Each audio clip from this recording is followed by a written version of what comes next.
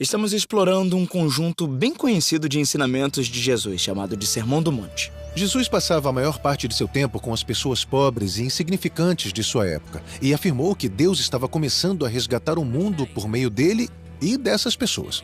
Deus estava resgatando o mundo de quê?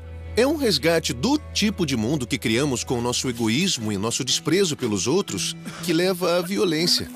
E é um resgate para vivermos em comunidades de pleno amor e respeito. Jesus descreveu esse modo de vida usando uma palavra bíblica antiga, justiça. Uma pessoa justa é alguém que está sempre buscando fazer o que é certo para Deus e para os outros. Jesus disse que aqueles que vivem dessa maneira entrarão no reino dos céus. Entendi, mas a vida é uma bagunça. Como podemos sequer saber o que significa fazer o certo para todos em qualquer situação? Essa é a questão. Precisamos nos lembrar que Jesus era um israelita e o povo de Israel tinha uma resposta específica, simples e profunda para essa pergunta. Para fazer o que é certo para Deus e para as pessoas, é preciso aprender a sabedoria de Deus. E como eu posso alcançar a sabedoria de Deus? Bom, para os israelitas, você encontra a sabedoria de Deus meditando em suas escrituras, que são chamadas de Torá e Profetas. A Torá. Esses são os 5 primeiros livros da Bíblia. Isso. Em hebraico, Torá significa ensinamento, mas muitas vezes a palavra é traduzida nas Bíblias como a lei. Mas esses livros não são apenas leis. Isso mesmo. A Torá é uma história sobre o plano de Deus de se unir aos seres humanos para governar o mundo. E quando os seres humanos destroem essa parceria com sua estupidez e violência, Deus inicia um plano de resgate. Primeiro escolhe e resgata os israelitas. Em seguida, os convida a um relacionamento de aliança. Verdade. A história de Moisés no Monte Sinai. E é aí que eles recebem todos esses mandamentos para seguir. E depois da Torá, vêm os profetas, que continuam a história. Eles mostram como Israel falhou em viver pela sabedoria de Deus ao violar esses mandamentos. Mas eles também escreveram poesias sobre como esse fracasso não foi o fim de tudo.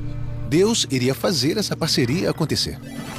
Para Jesus e seu povo, a Torá e os profetas revelam a sabedoria de Deus a qualquer um que medite sobre eles dia e noite. Tá, mas vamos voltar naquela parte dos mandamentos? Como encontrar a sabedoria de Deus em um código de lei antigo? As leis da Torá eram antigas até mesmo para Jesus, pois foram dadas centenas de anos antes, quando os israelitas podiam viver livres em sua própria terra. Mas no tempo de Jesus, as terras eram ocupadas pelos romanos. Eles nem mesmo podiam seguir muitas das leis como foram originalmente estabelecidas. Então isso é problemático. E além disso, as 613 leis da Torá não são um livro de regras tão abrangente. E assim surgiram mestres da Torá, chamados escribas e fariseus, que preenchiam as lacunas, discernindo a sabedoria de Deus nas leis para aplicá-la a outras áreas da vida. Por exemplo, a Torá dizia que os israelitas deveriam parar de trabalhar um dia por semana. Tá, mas o que conta como trabalho? Bom, na verdade, a Torá não dá uma definição completa. Assim, os escribas estudavam as escrituras e forneciam uma lista abrangente que as pessoas pudessem seguir. Eles estão aplicando a sabedoria de Deus à vida cotidiana para que pudessem praticar a justiça diante de Deus e dos outros. Isso. Mas os mestres de Israel nem sempre concordavam uns com os outros e Jesus muitas vezes entrava nesses debates, às vezes concordando e outras vezes discordando dos escribas e fariseus. E isso os deixava preocupados. Talvez Jesus não leve a Torá e os profetas a sério o suficiente.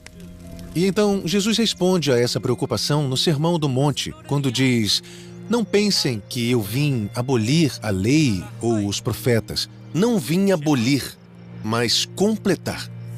Como assim Jesus veio para completar a Torá e os profetas? Precisamos nos lembrar que as Escrituras contam a história do plano de Deus de se unir a Israel e a toda a humanidade para governar o mundo.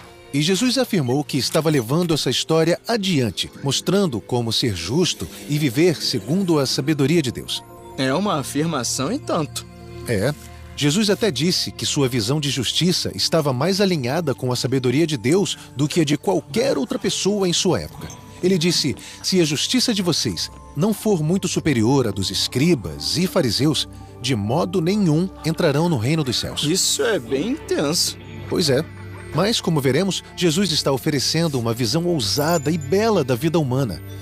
Como construir comunidades saudáveis e restaurar relacionamentos quebrados e como transformar hostilidade em honra e respeito. Isso é ótimo, mas você pode me dar um exemplo? Na verdade, Jesus vai fazer exatamente isso em 6 estudos de caso. Ele vai citar um mandamento da Torá em cada caso e explicar como esse mandamento revela a sabedoria de Deus para que possamos aprender a amar a Deus consistentemente e fazer o que é certo para o nosso próximo.